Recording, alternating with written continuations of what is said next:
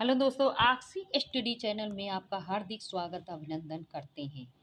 आज चलिए जाने इतिहास के पहला पाठ कब और कहाँ कैसे, इसके बारे में हम जानेंगे डिटेल में।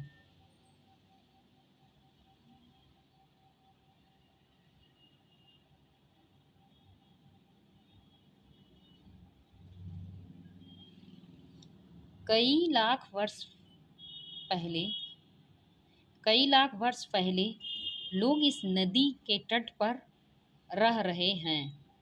इसको मैंने इम्पॉर्टेंट लाइन जो है मैंने हेडलाइन कर दिया है। यहाँ रहने वाले आरंभिक लोगों में से कुछ कुशल संग्राहक थे जो आसपास के जंगलों की विशाल संपदा से परिचित थे।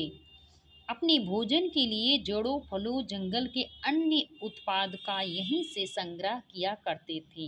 जानवरों का आकेटक शिकार भी करते थे।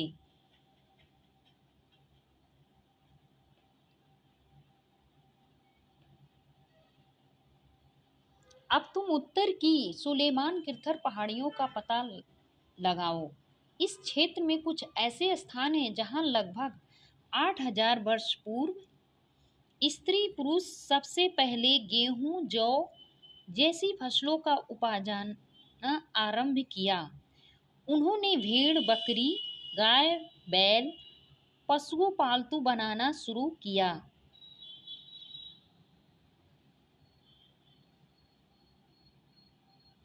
ये लोग गांव में रहते थे। उत्तर पूर्व में गारो और मध्य में विंध्य पहाड़ियों का पता लगाया। कुछ अन्य ऐसे क्षेत्र हैं जहां कृषि का विकास हुआ, जहां पहले सबसे चावल उपाजा गया। ये स्थान है विंध्य के उत्तर में स्थित हैं।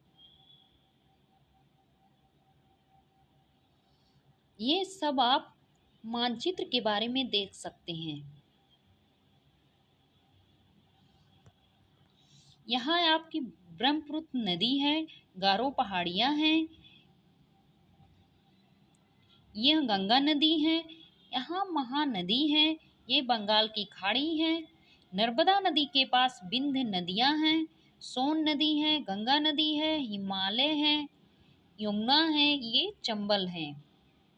यहाँ काबुल नदी है, सुलेमान किर्थर पहाड़ियाँ हैं, यहाँ झेलम नदी है, चेनाब नदी है, रौबी नदी है, ब्यास नदी है, सतलज नदी है, सिंधु नदी और थार इधर है। सतपुड़ा ताप्ती के पास है। ये गोदावरी नदी दक्कन में है। कृष्णा नदी, तुंगभद्रा नदी पश्चिमी घाट यहाँ पर है। पेन्नारी नदी, पूर्वी घाट, कावेरी नदी सब इकट्ठा हैं। पश्चिम में यहाँ अरब सागर है। यहाँ पूरब और उत्तर में, पूरब और दक्षिण में बंगाल खाड़ी है। अंडमान निकोबार द्वीप हैं। ये आप इस नक्शे को अपने हिसाब से देख सकते हैं। सबसे नीचे हिंद महासागर है और हिंद महासागर लक्षद्वीप हैं। चलिए आगे देखें।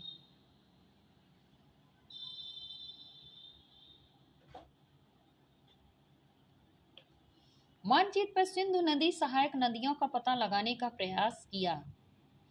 सहायक नदियां उन्हें कहते हैं जो बड़ी नदी में मिल जाती हैं। लगभग 4700 वर्ष इन्हीं नदियों के किनारे कुछ आरंभिक नगर फले फूले। गंगा इसकी सहायक नदियों के किनारे समुद्री तटीय इलाकों के नगरों का विकास लगभग 2500 वर्ष पूर्व हुआ।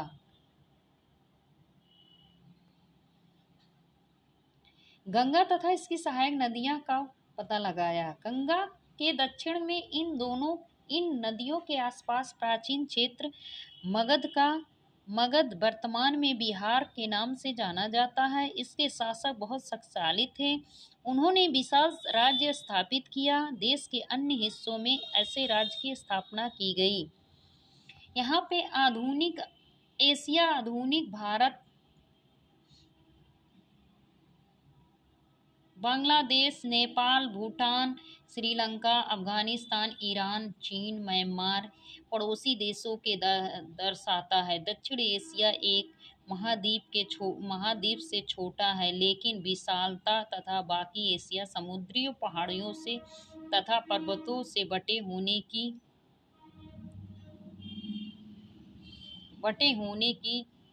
कारण इसे प्रायः उपमहाद्वीप कहा जाता है। लोगों ने सदियों उपमहाद्वीप के एक हिस्से से दूसरे हिस्से तक यात्रा किया। कभी कभी हिमालय जैसे पर्वतों, पहाड़ियों, रेगिस्तान, नदियों, समुद्र के कारणों यात्रा जोखिम भरी होती थी। असंभव, कभी लोग काम की तलाश में तो कभी प्राकृतिक आपदाओं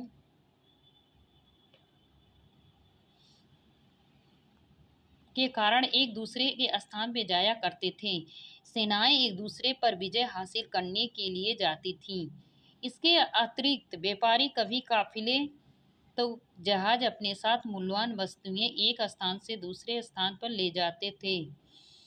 धार्मिक गुरु लोगों ने शिक्षा सलाह देते हुए गांव से एक दूसरे गांव तक, एक कस्बे से दूसरे कस्बे कुछ नए लोग रोचक स्थानों को खोजने की चाह में उत्सुकता की यात्रा किया करते थे। इन सभी यात्राओं को लोगों एक दूसरे के विचारों को जानने का अवसर मिला।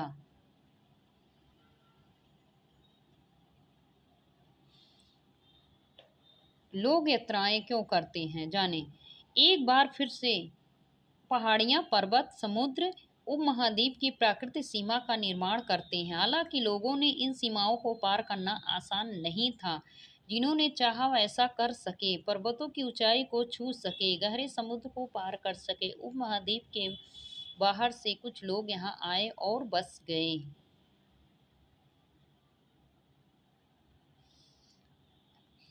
इसका अगला पार्ट आप अगले वीडियो में देखेंगे। लाइक करें, सब्सक्राइब करें। धन्यवाद।